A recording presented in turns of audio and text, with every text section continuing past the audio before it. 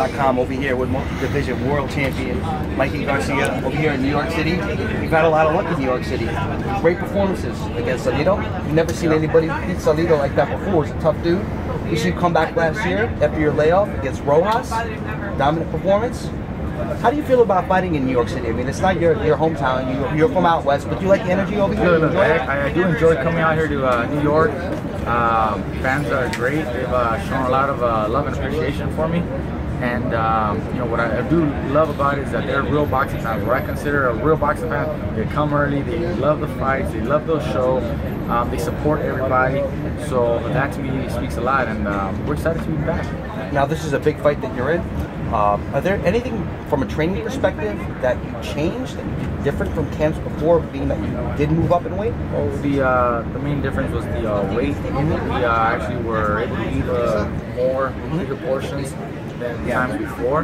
But as far as the training itself, you know, we work hard every single time.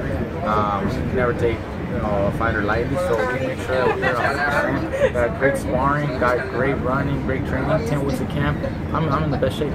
And you think you'll be able to leverage your previous sparring experience with sparring guys like Chino and guys that you worked with in the past that were at higher weights? I mean, I've seen your videos on YouTube sparring guys at middleweights and light heavyweights and big guys. We always have sparred, bigger men.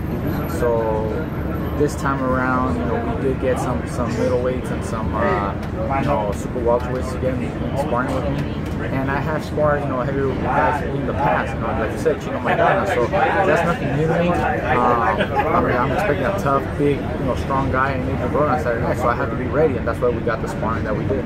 Say God willing, you're able to get by with a victory. You'd have a big victory at welterweight. People keep asking you questions. Is that a division that you want to stay at, or do you feel like maybe you want to move back down, get that Linares fight or something like that? The focus right now is Adrien Broner, of course. But I do plan on coming down to lightweight. I want to unify the title with Linares. I want to get that fight. If that fight is not available, or any other lucrative fight at 135 is not available, then I'm ready to move up and look for something else at 140 or possibly 147. I got to be flexible. I'm not chasing anybody, but I'm also not going to wait for anybody. Sure. Now, a question about fighting an opponent like Linares, or maybe like somebody like a Lomachenko, or somebody else from another promotional company. Are they trying to get you where you have to sign for a multi-fight package with them?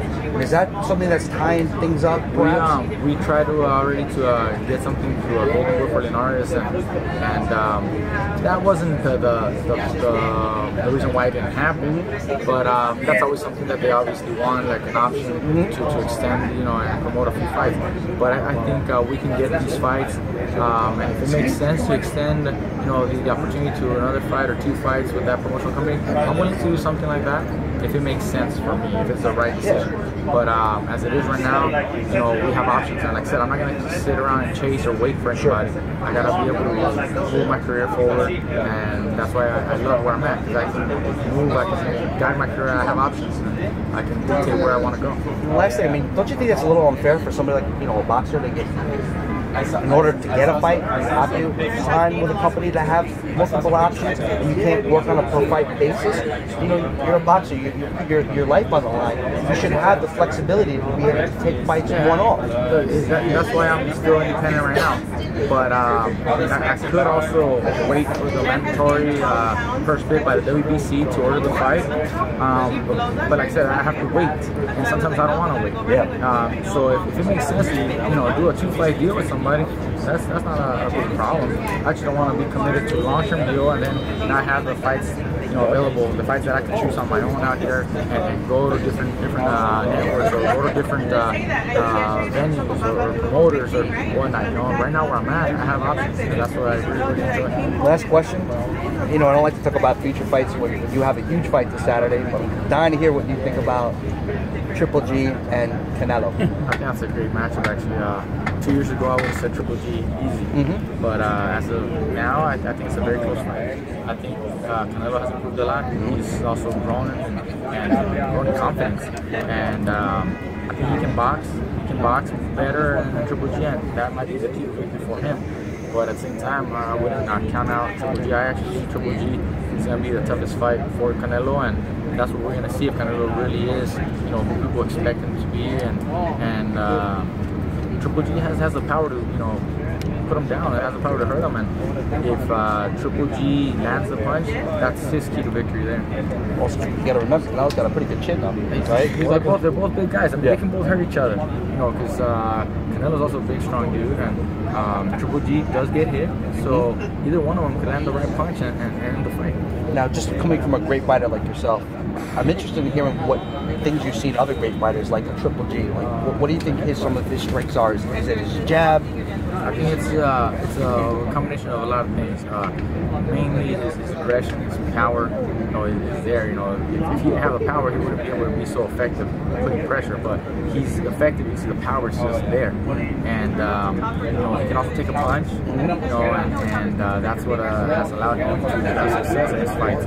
And I think Triple G is also good on boxing when he has to. He doesn't have the need to do it, but I've seen him in training before, and he can box also. People expect or think that he's just one-dimensional, flat-footed. But he's not. I mean, he's a silver medalist. He sees a lot of things in the ring. He's got a lot of amateur experience and whatnot. Now, just real quick on your style, you look at yourself as a boxer, puncher. You look at yourself as a puncher. You hit very hard too. Let me know a little bit about power. Is that something that comes to you naturally, or is that with your technique? I mean, how do you generate it? It's a bit of everything, a little bit of both. Natural power is also, you know, given, but you also have the right technique, right balance to be able to deliver a strong, powerful punch. And I think that's what I do. I consider myself a boxer punch. I'm not an aggressive brawler by nature.